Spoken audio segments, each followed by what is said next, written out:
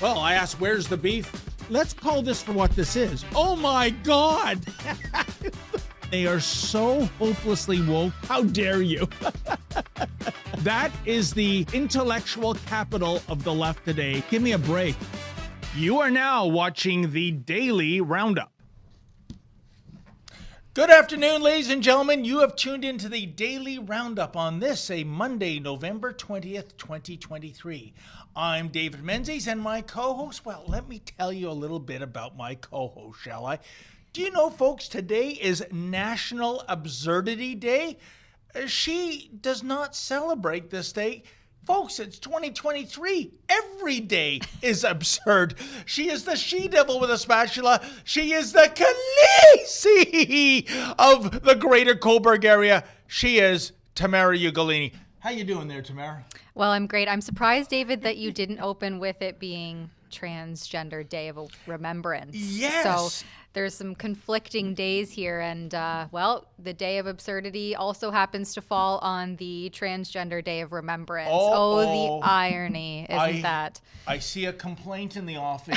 The transgenders are going to say that you're mocking us by having the Transgender Day of Remembrance. It's the Transgender Day of Remembrance because I was writing them down, Tamara, and well, November 6th was Transparent Day, and then November 13th and 19th was Trans Awareness Week. Today is Trans Day of Remembrance. In March 31st, that'll be Trans Visibility Day, and then we have Pride Day, which became Pride Week, which became Pride Month, which became Pride Season. I think it ends on the last day of summer. Basically, 1/3 of the calendar year is devoted to a 0.0000000% part of the population. What's going on here, Tamara? Yeah, I mean, let's save our commentary. We have some funny tweets and clips to share with you on this topic. But before we get into it, because there is a lot here, as you can tell, it's 1/3 of the calendar year plus. And I think that acronym grows as the calendar dates specific and dedicated to this movement also grow. But nonetheless, if you're just joining us, normally I'm here for Tamara Tuesdays, but of course today is Monday. And we're streaming on a few different platforms: YouTube, Rumble, Odyssey, Getter, and Twitter. Unfortunately, YouTube has demonetized us. I guess it's been a solid 2 years now that we've been demonetized from flies. YouTube. Yes, sure does. So time flies when you're not making money. But when you're still having fun, and that's what we do here. So this is a nice hour-long stretch dedicated to providing off-the-cuff commentary. And also, if you join us on Rumble specifically, you can give us what is called a Rumble rant. So through a small monetary donation there, you can have your comment read on screen, whether that be a tip or an opinion or maybe even a trick. We love hearing from our viewers. Of course, we're 100% viewer funded. And so our journalism, this office, everything that you see here would not be made possible without your generous contribution. So thank you in advance for that. And if you'd like to be part of the stream itself, head on over to Rumble and give us what's called a Rumble rant. So yeah, as David started off there, our first topic of the day is to dissect this Trans Day of Remembrance.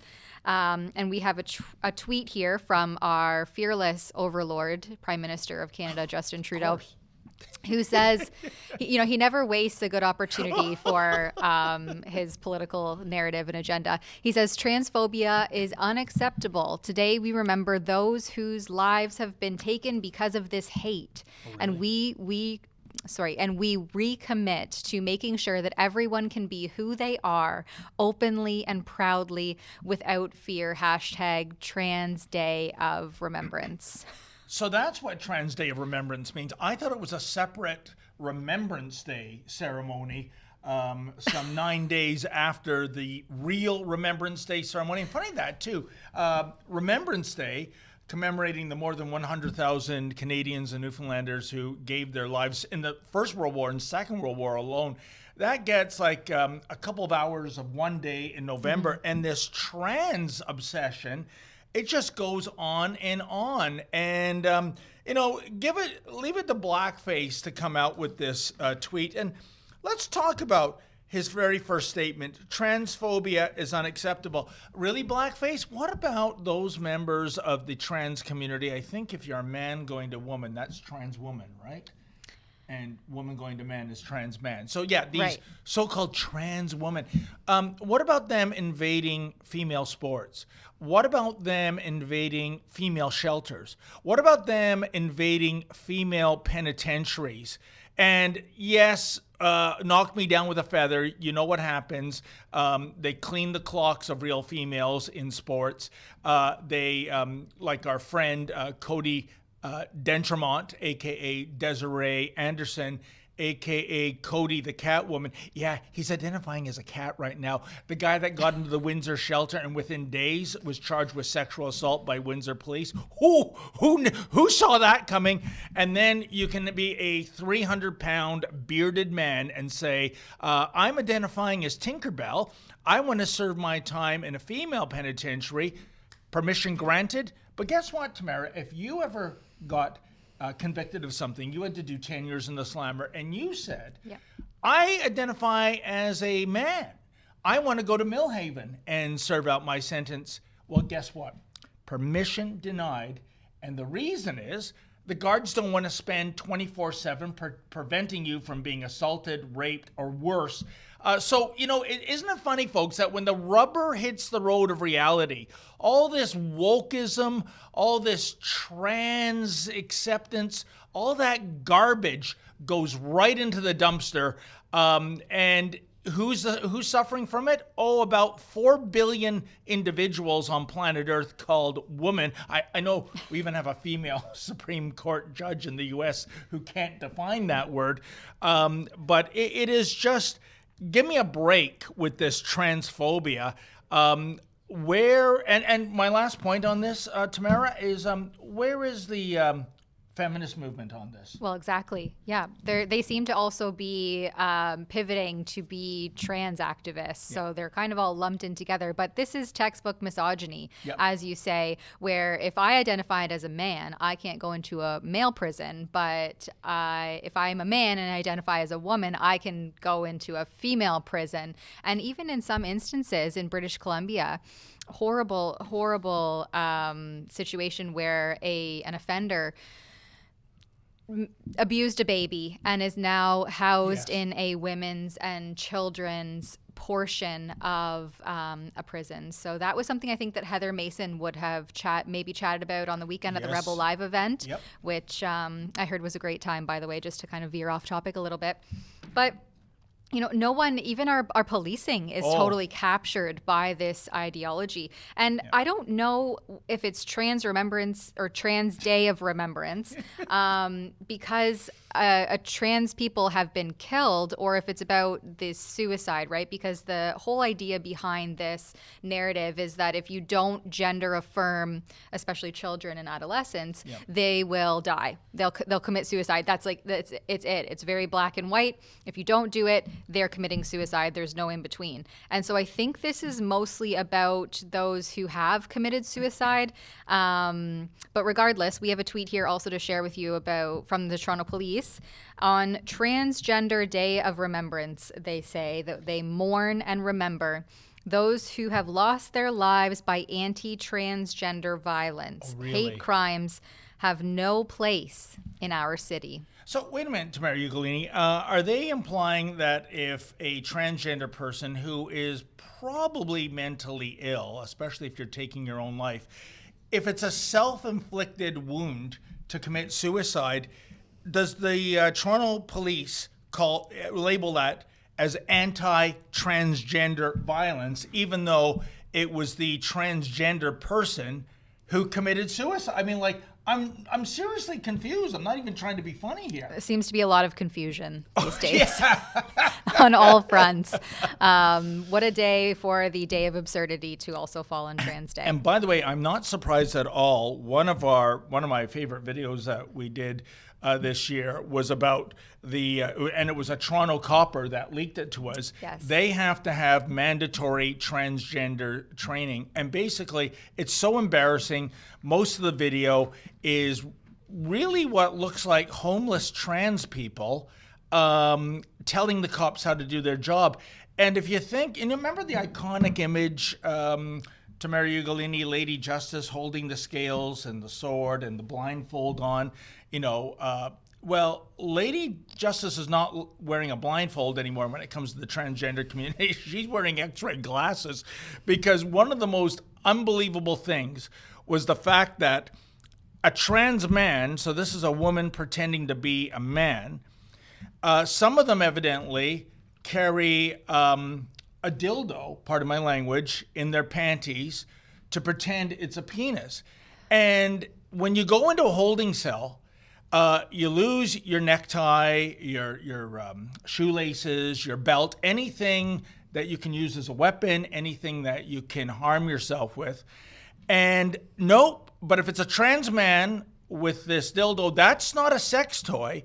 That's a gender-affirming article, okay? And even though it can be weaponized, so we have to turn a blind eye. Talk about the inmates running the asylum. And I'll never forget, I don't know if we have a clip of it, it was Officer Chevalier, who he's I think, yeah, there he is there, Olivia. We got to listen to this, because he's very obsessed about not misgendering his niece, who is a minor. So he's come up with a new vocabulary. If we're able to run that, folks. Yeah, Olivia's going to look for it. It's worth the wait. But this is the politicization that the police are under, and I'm sure it's not just the Toronto Police Department. It is police services right across our great Dominion. And I think that might be him there, Olivia. Let's see what Officer Chevalier has to say about talking about your nieces and nephews, because you don't want to misgender them, do you? Masculinity to be found here, folks. Hello, my name is Robert Chevalier. I'm the LGBTQ 2S+ liaison officer for the Toronto Police Service. Now, wait a minute. Did he say LGBTQ 2S+? Wow, that is such outdated language to describe the meaning, but I digress. Important to me, and I feel so attached to it, is not only because I'm a gay male, but just in the past few months, my previous niece has come out as non-binary. And so I call her my previous niece because niece is no longer appropriate. So the two of us sort of put our heads together, did some research, and we came up with the word nibbling, which if you Google it, you may or may not find that it's a non-binary way to call your niece or nephew. Did he?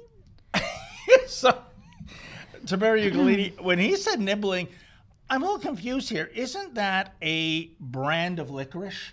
Or maybe it's a product from the Green Giant, Niblets. And maybe the Green Giant is on base with this. He's always wearing that little mini skirt, you notice, and his legs are akimbo over the crops. Like, why is he always laughing too? Mm-hmm. What is he doing to those crops? But Tamara, I digress. How's your nibbling? I am just looking it up to confirm that this is in fact a word, and it sure is. The dictionary here, Merriam-Webster Dictionary, has this as a gender-neutral term used to refer to a child of one's sibling, it's supposed to be for siblings, as a replacement for niece or nephew. Unbelievable. See how the language is changing, folks? Is a nibbling. So I guess if we called a girl that looks like a niece and not a nibbling, I guess that's a hate crime. I guess that's misgendering, or I don't even know if it fits into misgendering. It's something, not using newspeak. It's crazy. And I got to tell you, also last night, I don't know if you know, because I would think in this day and age, pretty much beauty pageants are irrelevant.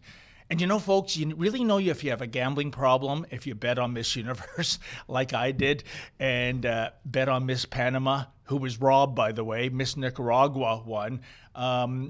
Here's what's newsworthy about that.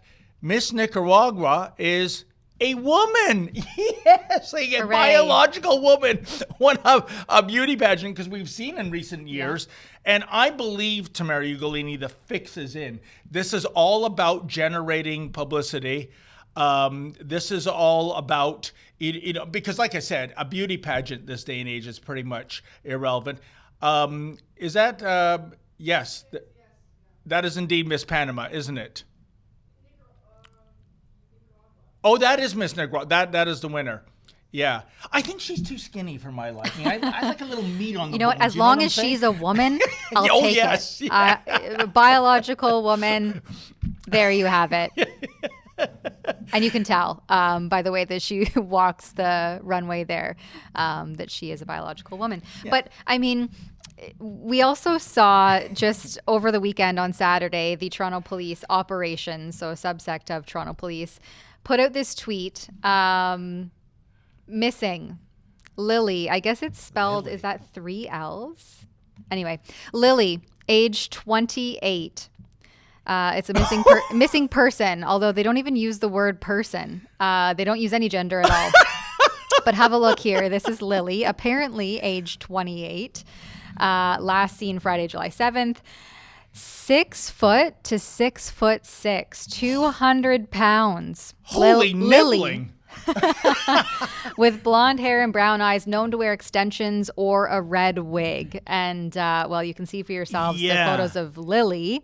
And apparently known to wear the brassiere on the outside of the blouse. Or is that see-through? I can't tell. Yeah, it's some strange sort of fetish getup. What a fashion plate. Why don't we just say this is a cross-dressing male who's known to have some form of mental delusion or mental health issue. And we're on the lookout for this person. If you come across this character, then let us know. But this just validating the delusion is what some are actually saying leads to that increase in mental health crisis and subsequently and sadly that suicidal ideation. You know, gender affirming care is sold to children and their parents as this quick fix for mental health issues and those facing mental health crises. And what you're starting to see now as the data comes out and this ideology is implemented in real time in front of our eyes is that this isn't the quick fix that it's being sold as. And these individuals still struggle with identity crisis, with various mental health issues.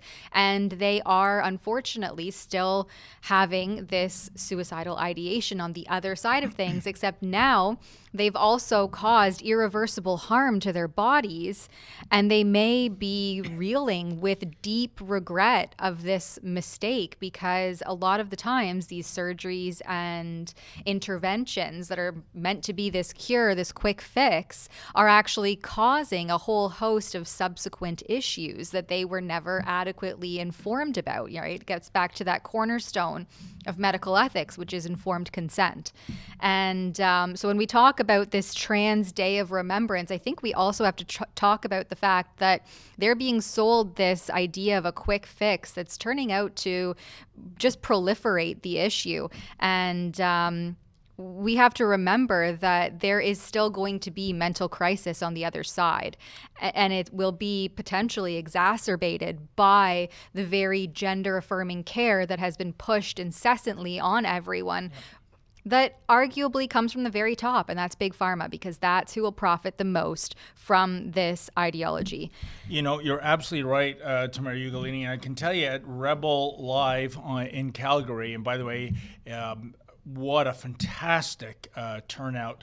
So many, N is for nibbling, and you know what else N is for? Normal. So many normal people came out, but one of the best presentations, I would say perhaps the best, was Billboard Chris Elston, who actually had some people in tears talking about this, I'll call it a jihad against young people. It's not only Big Pharma, but it's healthcare too. It's the hospitals.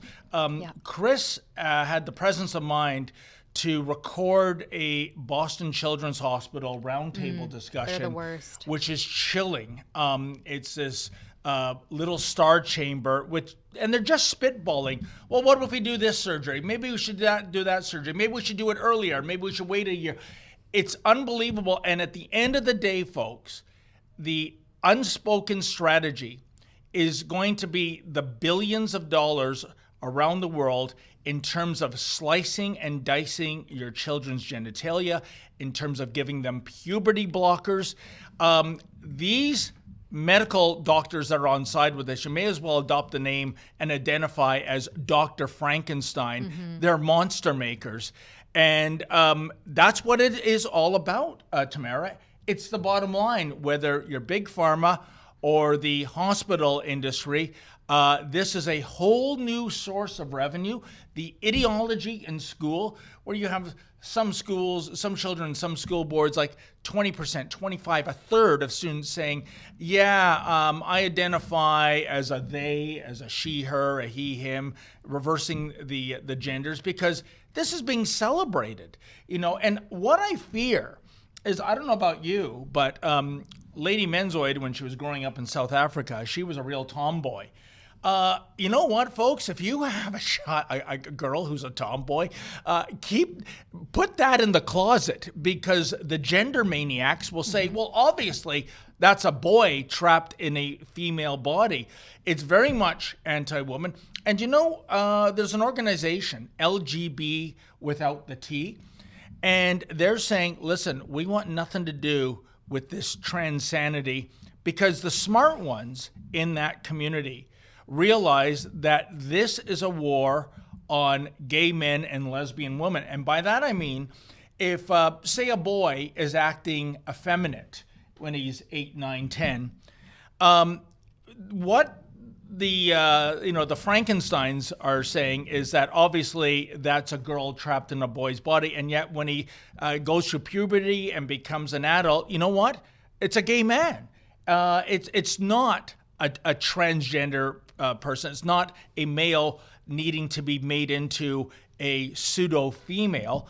And so people in that community realize it's a war against them as well. And I truly believe, because we're talking about a fringe of a fringe of a fringe of society, Tamara, that it's all about the money.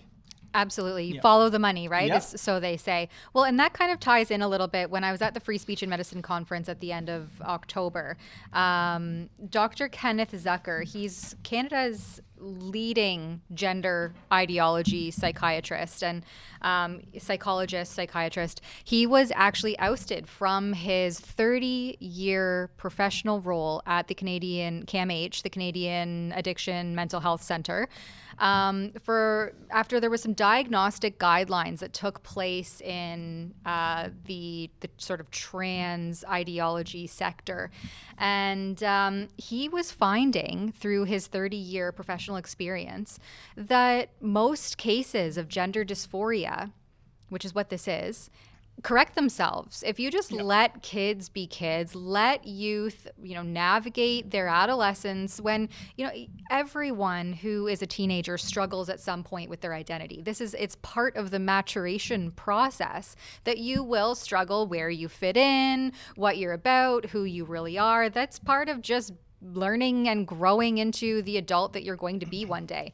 And I think shoehorning people into these labels, not even people, shoehorning these malleable young minds into these labels is causing a whole litany of adverse events from this ideology that we're not going to see for another 5, 10, 15 years. You're starting to see it a little bit now, but the push has really been only since, I would say, about 2015 that this became so prolific and propagated and politically captured and influenced. And so that's where there's this huge unknown, but you can kind of start to see the writing on the wall here and where this is going to go. So that's really unfortunate. We will have a feature documentary that includes some of our interview with Dr. Kenneth Zucker. We did put out a full report with him, and then we'll have a feature report that kind of ties in various speeches and topics from that Free Speech and Medicine conference on Rebel News Plus. So if you don't already subscribe there, please head over, and it should be out, I guess, in about a week. Okay. Maybe I'm being a little bit too gung-ho, maybe a week or two. But can't wait. But Tamara, if I may interject, and I don't know if Dr. Zucker touches upon this, Billboard Chris Elston did, a disproportionate amount of children that are being put into hospitals to have their sex changed and have puberty blockers are guess what? Autistic. Yes. You know, you can't even raise this with the community. Again, they'll scream, oh, this is transphobia. Anything is transphobia with this community if it's against their narrative. But there have been clinical studies done. By the way, the research is bulletproof, in which the people behind the studies have been called transphobes, bigots, haters. But no, those are the numbers. I think it might be as high as 1/3 are autistic. Doesn't that wave any red flags for you? There's all these comorbidities, and those should be taken into consideration and taken into account. And when you have these identity comorbidities, autism, and learning disabilities and all of these compounding factors, then just treating the gender confusion or the gender dysphoria is not going to be this quick fix that is being sold to parents and these students in schools primarily as this quick fix. And we'll have to wait and see what happens in the next 10, 15 years, but I suspect that we'll have a lot of severely depressed, infertile adults on the radar. But in one area, at least, some logic and common sense has reinstated itself. This is from Friday, National Post. The headline, suspending criminals' deportation over improper pronouns was inappropriate and unwarranted, a federal court judge has ruled. Federal court judge Richard Bell took a flawed course of action and went far beyond his powers when raising the charter question, a panel of judges has ruled. And so the opening paragraph here is a federal court judge raised an inappropriate, unwarranted, and unrelated issue when he suspended a UK citizen's deportation over questions whether the use of gender-neutral pronouns in a single government document violated the man's charter rights. If you can believe it. I can't. I can't. But today is the day of absurdity, so here we are. 100%. I guess, you know what? Maybe we should all just walk around with name tags with she, her, he, him, they, them. No, don't do it. Don't do it. It's so crazy. I was at a Shoppers Drug Mart in Richmond Hill the other day, and it looked like almost the entire people behind the counter for pharmacy, for prescription pickups, were all wearing gender pronouns, including the one that served me that had the she, her on her. And, without getting graphic, folks, let's put it this way. Nobody would ever confuse this voluptuous woman as a he, him, okay? I mean, that's what made it all the more absurd, right? But to think that this guy could have skipped deportation over improper pronouns, it is unrelated to the facts of the matter. If he's here illegally and he's being deported, I don't care what your pronouns are. I don't care if your feelings are hurt. Again, more madness. As we say, when you link radical transgenderism and insanity, the end result is transanity. And on that note, they also claim to be all about, love is love, as if there's nothing more intelligent to come up with. Oh, you must be kidding. But, they're all about love, inclusivity, diversity, making sure that everybody feels welcome and validated. And yet we have this out of Portland just today. A woman protesting gender ideology attacked, can you believe it, by trans activists Antifa in Portland. A group of women critical of gender ideology were physically assaulted in Portland by masked trans activists associated with Antifa, resulting in several women being taken to the hospital. Like, this isn't just a little, shove kick. They're taken to the hospital over this. Leaders and members of the U.S. chapter of Women's Declaration International, WDI, which aims to protect the sex-based rights of women and girls, were also threatened with death, called fascists, sprayed in the eyes with mace, and had their car tires slashed in the middle of the night. And what did the police do? Yeah. Portland is an absolute festering garbage dump fire when it comes to this kind of activism. And, it tells you something, Tamara, doesn't it? That why is the trans movement linked to Antifa? And really it speaks to the unspoken strategy against all this, behind all this transanity rather, which is Marxism. It's all about tearing down society as we know it and rebuilding it as a Marxist utopia, which never happens. Just ask anyone from Venezuela, North Korea, Cuba, and so on and so forth.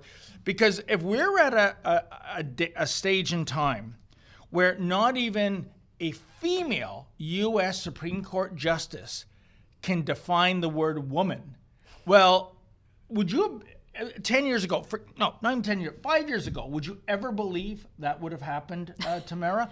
And yet, here we are. That's the story. That's why you see these Marxist thugs who are part of Antifa, which is a contraction of anti and fascist. But they use all the means of fascism, don't they? Vandalism, going after people. Violence. They're not Antifa. They're just FA. Right? F-U-C-K. But yes, this article here also goes on to state that these men, there were men punched and kicked several of us, pushing us to the ground and repeatedly kicking us while we were on the ground. They threw things, cans filled with liquid that fell and sprayed all over us. These are men, supposedly Antifa, attacking women for simply questioning and protesting gender ideology in the streets of Portland. Unbelievable. They're simply exercising their First Amendment rights. And again, Tamara, this is a really disturbing thing with these types. It's the fact that they go, well, why did you punch that woman? Why did you kick her? Why did you mace her? And they go, well, we subscribe to punch a Nazi. This is what this is the indoctrination in, academia right now. Now, a Nazi in their vernacular doesn't mean somebody hell-bent on world conquest and carrying out a genocide. A Nazi means someone who you disagree with. It could be abortion, gun control, capital punishment, you name it. And their go-to response is physical violence, even if it's a male, rendering physical violence against a female. I know I'm old school. I know I'm a square, but there was a day based on chivalry. I know that's a real outdated word. No man would ever strike a woman, and nor should he. But here we are. This is the new normal. Can you imagine it, Tamara? I think it's about, this is what happens when you smash the patriarchy. Yeah. The men can now just come in and start smashing the women. This is just, again, textbook misogyny.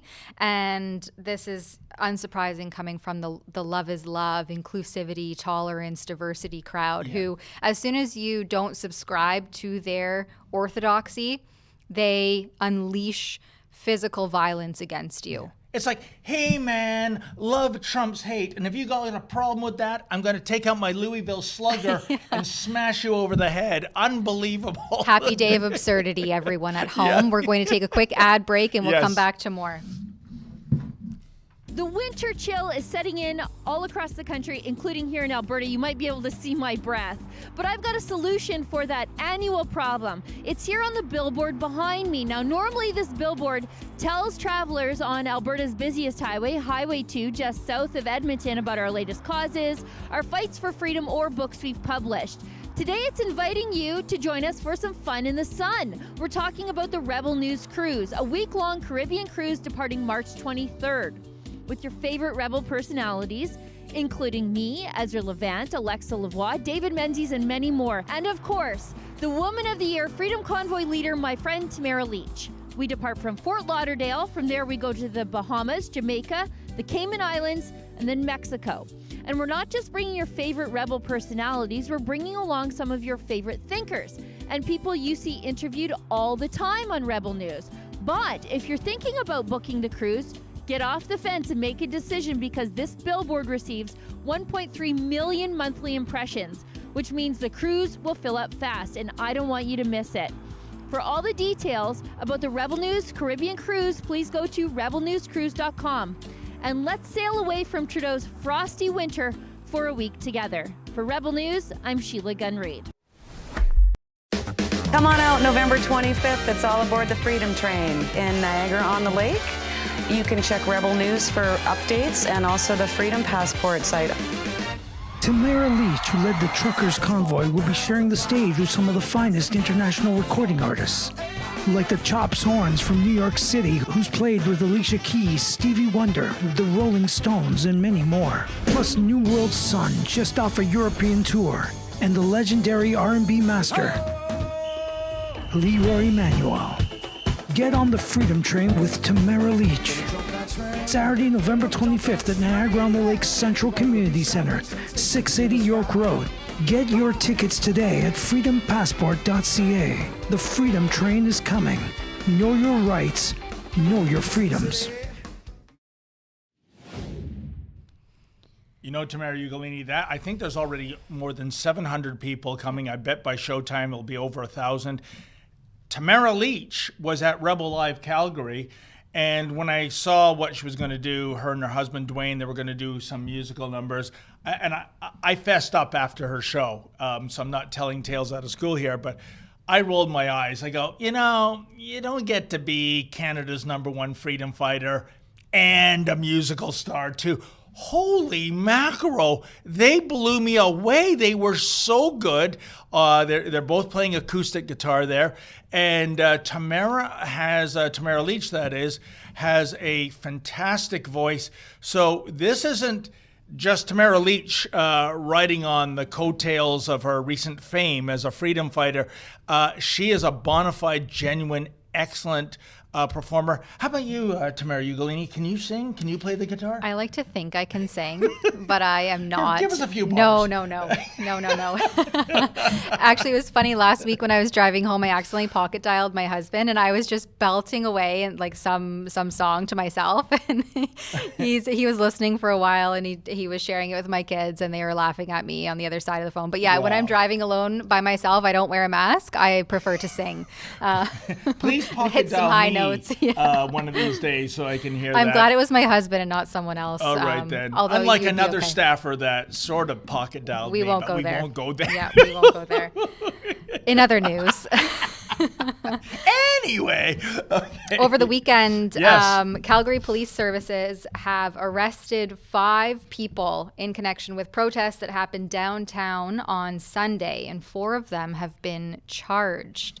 According to the Calgary Police Service, over 1,000 people attended a Justice for Palestinians rally in front of City Hall, while over 200 people attended a pro-Israel rally in Olympic Plaza across the street at McLeod Trail. CPS officials say several people deployed smoke devices during the protests, and a large faction began marching throughout the downtown core. 100 of them marched and gathered at an intersection where they subsequently blocked traffic, and 5 of those people were arrested, and 3 of them were charged with assaulting a peace officer. Another of the arrestees has been charged with obstruction of a peace officer, and the 5th person was released without charges. You know, Tamara Ugolini knocked me down with a feather. Are you telling me that Calgary law enforcement was, I don't know, what do you call it? Oh, yeah. Enforcing the law, arresting those engaged in criminal activity. I call them as I see them, like the umpire behind home plate, folks. And I can tell you this, Calgary Police was one of the worst police services, I think, during COVID. They were arresting preachers in live lanes of traffic, if you recall. You had that female officer threatening to tase a hockey player for playing some shinny outdoors. It was absolutely despicable behavior. But, like I said, I call them as I see them. If people are committing crimes, if they're blocking intersections, if they're setting off smoke bombs, which is a de rigueur thing with these pro-Hamas demonstrations, Tamara, you're breaking the law. And the other thing too, invading private property, you should be arrested because that's what happens. And I would argue, Tamara, that when law enforcement turns a blind eye and their political masters turn a blind eye and don't call it out, you know what happens? The mob gets emboldened, right? They push the envelope further and further. So we got to put an end to this behavior. Well, what I'm just wondering is when Deputy Prime Minister and our Minister of Finance, Chrystia Freeland, is going to immediately seize bank accounts. Remember, Justin Trudeau invoked unprecedented wartime legislation to quell a peaceful protest in Ottawa, the trucker convoy in January and February of 2022. They instituted that piece of heavy-handed totalitarian legislation in order to subsequently freeze the bank accounts of Canadian peaceful demonstrators. And you know what, Tamara? Where are they now? Oh, yeah.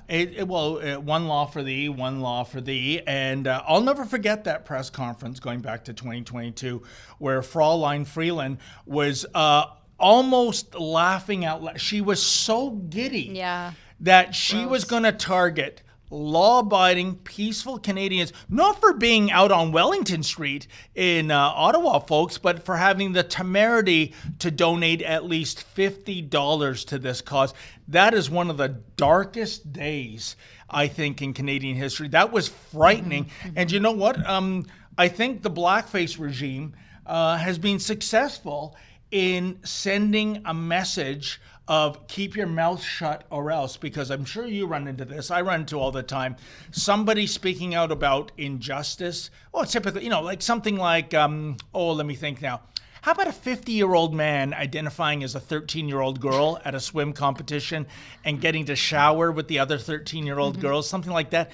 And what they say is, Dave, we love Rebel News. I want to speak out, but I own a business or I work for the government and the woke mob will come for me and I can't afford to go bankrupt.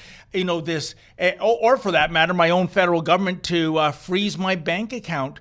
There is this climate of fear out there, Tamara Ugolini, even when it comes to decent-minded, normal Canadians speaking out about an injustice, and I can hardly wait for regime change. Yeah, same. Well, that's what I'm thinking in the back of my mind. Like, how do you fix that? And it's a change in leadership. And well, we don't even really have leadership if you want to get down to the nitty gritty. These are not leaders by any stretch of the word. They certainly don't have integrity, and that's for sure. And that is, I think, a classic characteristic needed of a leader.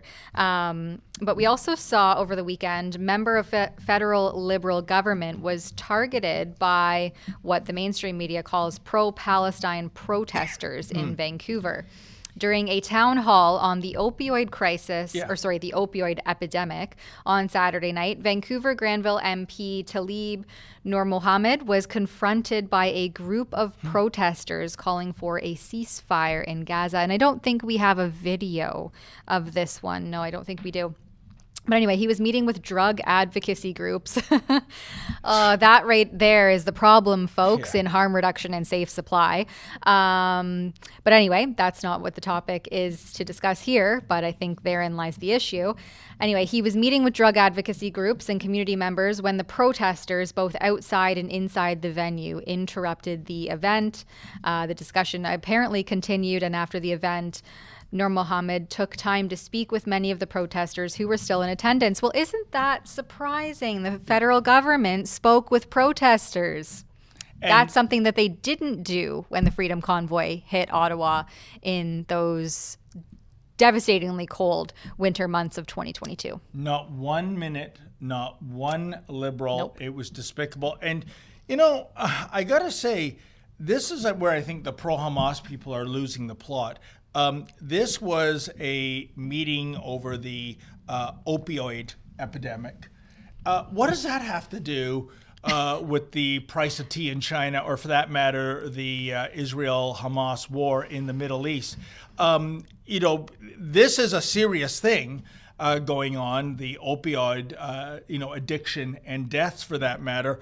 And for them to crash it like they crashed the Giller Prize. I mean, I'm kind of surprised, Tamara Ugolini. I heard whispers that they were going to target the Grey Cup last night. It didn't come to fruition as far as I know, or they were held off at the pass. But why, and we, as we see in Montreal often, intersections being blocked off at rush hour. Yeah. Boy, talk about making friends and influencing people. The normal Janes and Joes just want to get out there, make money, put bread on their table, and you have to endure being late, going home 3.5, 4 hours. I don't think that is a way to get mainstream Canadians on board the pro-Hamas train. Yeah. Agreed. And we have another, this is an image, I guess, that was posted by our Montreal correspondent, speaking of Montreal, Alexa Lavoie. Yep. And, there you have it. It says, "We love you, kill them all." Oh, leaders, boycott the terrorists. Do not be accomplices to the genocide in Palestine. It's amazing this, how prone they are to violence. A week ago, Tamara, at Christie Pitts in Toronto, there was a huge pro-Israel demonstration. Thousands of people attended. What was kind of different? A few things. One is the number of Canadian flags as well as the State of Israel flag being shown. In all the Hamas protests I've covered, I've seen one Canadian flag. That's it. It's all Palestinian flags. I also didn't hear anyone calling for the death of an identifiable group.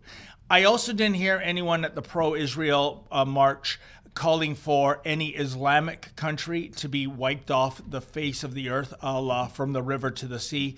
It's very odd, isn't it? Why do you think that is? Yeah.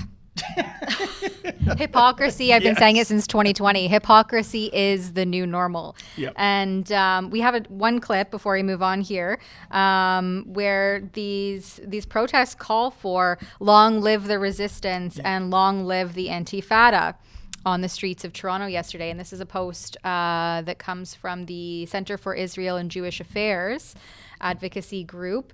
And they say this type of glorification of violence and terror has no place in Canada and must be condemned by all. Long live the resistance! This is a child. There is only one solution! Intifada revolution! Long live Intifada! Intifada! It's the age of that speaker, Tamara, that really disturbs me as whether you're in marketing or Marxism, the saying is, get them young, get them forever. And this is part of the problem. If you go to Gaza, children are indoctrinated from the earliest ages. I remember, it must be about 15 years ago, 60 Minutes did a report. It was a character kind of like, Barney or Big Bird in terms of North American sensibilities. Its name was Terabishu the Talking Chick. And it was all about this, child-friendly mascot whipping up a frenzy of what do you do when you see a Jew, right? And it went from getting a rock to throw at the Jew to getting an AK-47 and shooting the Jew. Remember, this is for a target audience of maybe 3 to 7-year-olds. Wow. Yeah. So, when you have that kind of indoctrination of hatred going on, you reap what you sow, don't you? Yeah, that's absolutely appalling. And what we're seeing on the streets of Canada is absolutely appalling, and agreed that it needs to be condemned. And meanwhile, you have that Vancouver MP saying, oh, we'll meet with them so that everybody can feel like they have their voices heard. And the other thing too, you've touched upon something. Whenever we see a synagogue vandalized, whenever we see a Jewish school where a bomb threat is phoned in, like what happened to the Toronto one on Friday, whenever we see a restaurant or a florist owned by a Jew, and there's this, the mob descends and creates vandalism and implies violence. When a political leader does reach out, they say, we condemn all forms of anti-Semitism. Well, that's where they should put the period, full stop. But no, almost every single time, and Islamophobia. Where's the Islamophobia? I mean, this is crazy, Tamara. I just told you when you had that mass gathering at Christie Pitts a week ago Sunday, nothing that approaches hate speech was said in regard to Islamic countries or Muslims. Certainly you don't see Jews running around targeting Islamic-owned businesses. Why do you think our leaders feel that they have to throw in the Islamophobia card when they're calling out tangible acts of anti-Semitism? Absolutely. Well, a change of leadership. Yeah. All around. Well, we hope. Is needed here. And that just happened in Argentina. Oh, did it ever? I love this guy, Javier Milei. I think I've heard his name. I was going to ask you. Yeah, I've heard it pronounced two different ways, but this is truly, I guess you could call him an anti-politician. He says what he means, and he means what he says. He'll even... he'll go off the ranch in terms of, using common vernacular, not drowning himself with $3 words.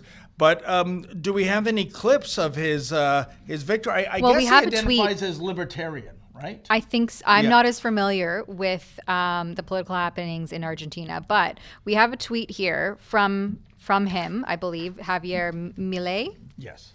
I believe it's I think pronounced. That's it. And the translation here from Spanish is, "A new Argentina begins. Populism is over. The privileges of politicians are over. Insecurity and corruption are over." Seems like a high task. Oh, and much needed, because Argentina's economy is in the dumpster right now. And Argentinians, I think, were looking for change and something different. And we have a recap of his moments criticizing both socialism and wokeness. Geez, what's not to love? Why don't we go... and some of his language is saucy, so just brace yourself, folks.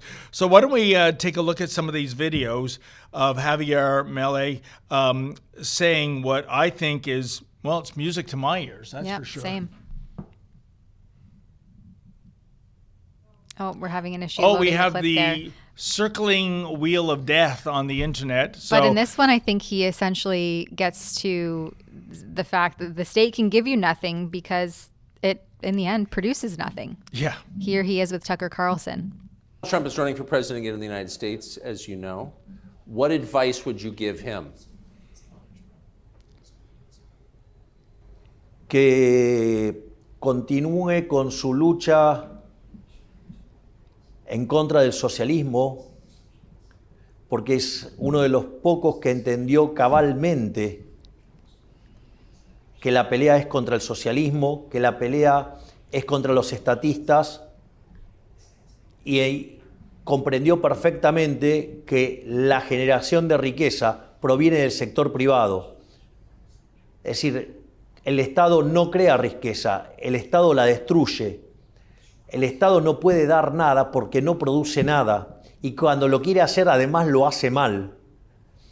Entonces, me parece que si yo, desde mi pequeño lugar, lo único que podría decirle es que redoble los esfuerzos en la misma dirección de defender las ideas de la libertad y de no darle tregua ni un solo segundo a los socialistas. Wow. No, it's great. And he's bang on. And, it's funny, Tamara, as the old saying goes, socialism ain't for the socialists. Because in these countries infected by socialism, communism, it's always the common man and woman who are harmed by these policies. But the government leaders, they're not eating rations. They're not getting around in a 30-year-old car. If you're lucky, that is, not to be on a packed bus. It's Mercedes across the board. So that is the true face of socialism, the outrageous hypocrisy when it comes to those in power preaching it.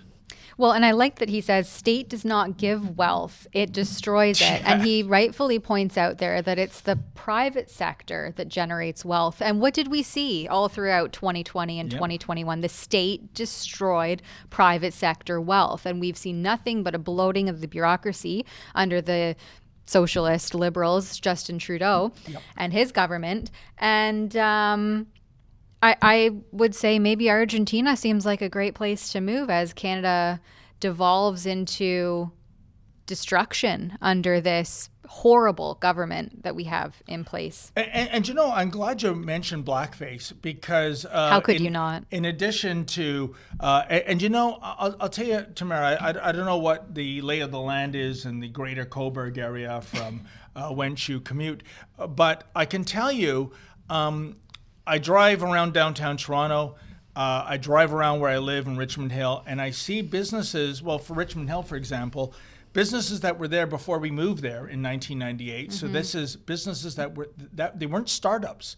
They were more than 25 years old, and they were national brands such as Kentucky Fried Chicken, Taco Bell, Dairy Queen, shuttered, gone. Yeah. You know, and the building laying vacant. It breaks my heart, even if I'm not a patron of those businesses. It's just that was somebody's dream as an owner or a franchisee.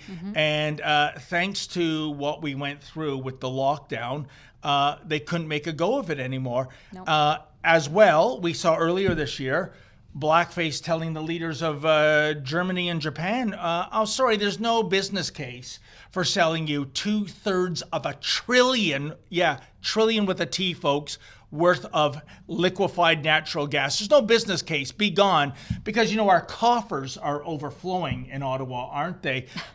He is a socialist, Justin Trudeau, or maybe worse. You know, I mean, well, we know about the connection with the Castro family.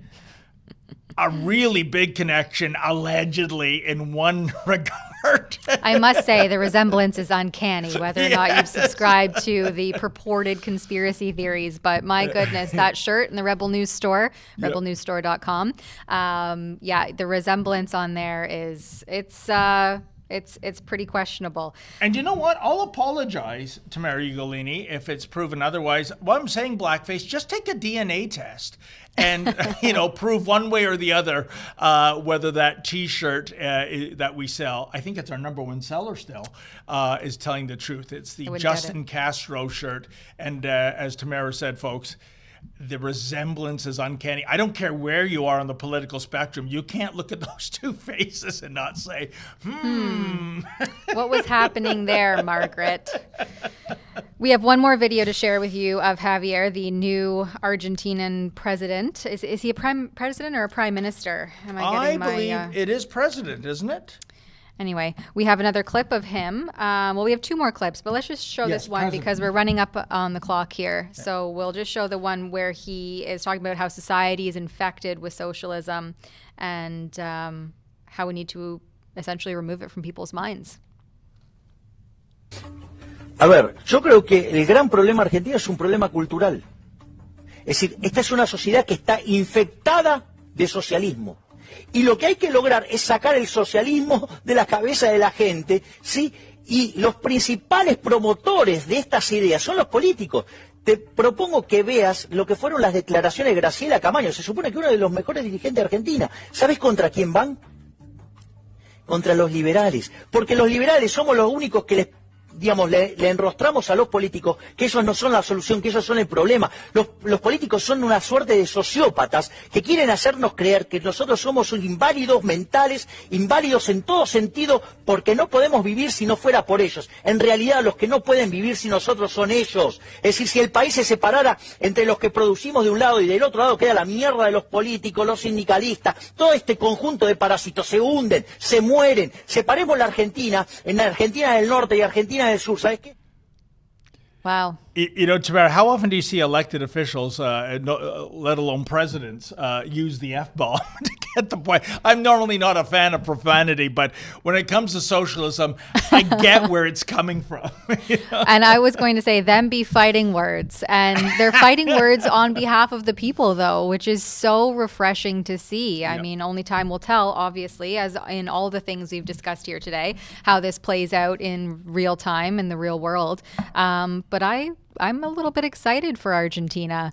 And it seems like they've done their due diligence and elected somebody that's actually for the people and by the people. So we'll see. Good days for Argentina. First they win the World Cup, and now for what really matters, it looks like they have someone serious in charge that actually cares about the people. So definitely a nation to keep our eye on. Yeah, and it looks like Rumble's down for some reason. So that means we no don't chance, have right? any Rumble rants, unfortunately, today. Or if we did, maybe they will catch up to us and you can read them tomorrow. Oh, we have one, evidently. We have one, maybe. Excellent. Before it went down. I don't know. I don't see it in here. Let me... it's Fraser McBurney. Oh, okay. There, it must have been before He who loves Rumble. the uppercase. That he does. Thanks, Fraser. Gives $5. Wow, what a Santa Claus / Grey Cup parade. The bands, the floats, the majorettes. There must have been 100,000 spectators lining the streets. Wow, what a great Grey Cup game down to the last seconds. You know what? Anything about this? It was a classic. I mean, I'm an Argos fan, but I'm going to give credit where credit is due. Montreal pulled off such a great come-from-behind victory, and I'd rank that as one of the better Grey Cup games of all time. Not that when I had to go and drop off my car somewhere, I was listening on radio, 1050. The two jabronis calling the game there. I drove folks from Richmond Hill to Newmarket and back. And you know what they forgot to do that whole time, Tamara? So it's almost an hour. Give the score. You know, we're not interested in all these stats from the season and all your opinions. If you're in sports broadcasting, here's my advice for all the youngsters in journalism school, assuming there are journalism schools. If you're calling a game, especially on radio or you can't see on the screen, give the score. I was going out of my mind. Because, you know, when you bet the over-under, it's very important. You know the score. I bet they had their social justice training, though. Yeah, so they lost the over-under, anybody. Lost the Miss Universe bet. Miss Panama was robbed. Yeah, bad weekend that way for me, Tamara Ugolini. You know what? I don't agree. I think as long as it was a biological woman, it's a win. Either way. Whatever way you decide to bet, it was a win. Then. Did you watch the pageant? Are you interested in Gosh, no, I don't care about any of that stuff. Yeah, who does? I don't care. Even the game, I'm like, what is he talking about? I had no idea. So I'm glad that you're the co-host and you follow your sports.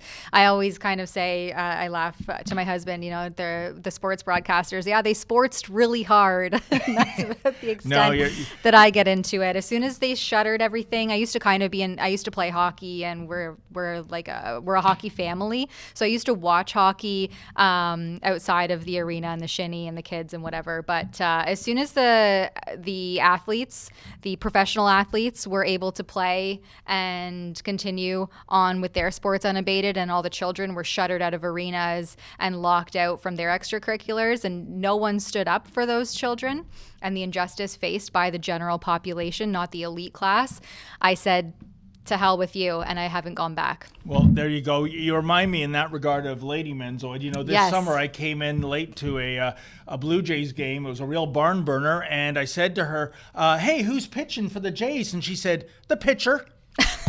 Anyway. God bless Lady Menzoid. She is the real MVP. Well, I guess we are out of time, or overtime, as a matter of fact. So I want to thank my fantastic colleague, Tamara Ugolini, for coming in all the way from Cobourg, Ontario. It's not that far. Traffic's with horrible. traffic. Traffic's horrible, don't See, get me that's wrong. the thing. You don't measure traffic in the GTA and environs, folks, by the distance. You measure it by time, because half the time you're in gridlock if you're lucky. Last week it took me almost 3 hours to get here, and then another 2.5 home. So people are saying, oh, it's only approximately 100 kilometers into the office, but unless you account for that traffic, that's almost 5 hours of my day just gone. 100%. Waste of time. Thank you, because we love to see you in person. Likewise. And thanks to our super producer, Olivia, behind the board, all of you who tuned in, Fraser McBurney, for your generous donation. Really appreciate that. I think I'm back here tomorrow with Sheila Gunn-Reid. So as always, folks, stay safe and stay sane. Al zurdo de mierda no le podés dar ni un milímetro. Pero ¿me podés definir zurdo de mierda que no Todos lo los que, entiendo? digamos, los colectivistas, los que ponen, digamos, o sea, esa idea... A ver, ¿Por qué le pones de mierda, digamos? Porque son una mierda. O sea, vos mezclás... no, pero es que si pensás, pero si pensás distinto te van a aniquilar. Ese es el punto. Es decir, vos al zurdo no le podés dar un milímetro, porque le das un milímetro y lo toma para destrozarte. Es decir, vos no podés negociar con el zurdo. No se negocia. No se negocia con esa mierda, no se negocia porque te van a llevar puesto. Si tienen un golpeador que caga trompadas a la mujer, digamos, si es de ellos, ¿me entendés? Se pone el pañuelito verde y grita todo el tiempo contra el neoliberalismo, lo ocultan. ¿Me entendés? O sea, si de repente hay alguien que acosó a un periodista que acosa a otra periodista, lo ocultan. Es decir, a todos los de ellos lo ocultan. Todas esas aberraciones la ocultan. Ahora, si vos estás del otro lado, a vos te van a estropear, te van a matar, te van a dar con lo que sea. No les importa arruinarte la vida. ¿Por qué? Porque no pensás como ellos. Y ¿sabes qué es lo bueno de todo esto? Hay algo bueno en todo esto. Porque como el error es humano, como todos nos podemos equivocar, ¿sabes qué nos obligan? Nos obligan a ser mejores. Y como estamos siendo tan mejores que ellos, como los estamos aplastando en la batalla cultural, los estamos pasando de arriba, porque no solo le ganamos en lo productivo, somos superiores moralmente.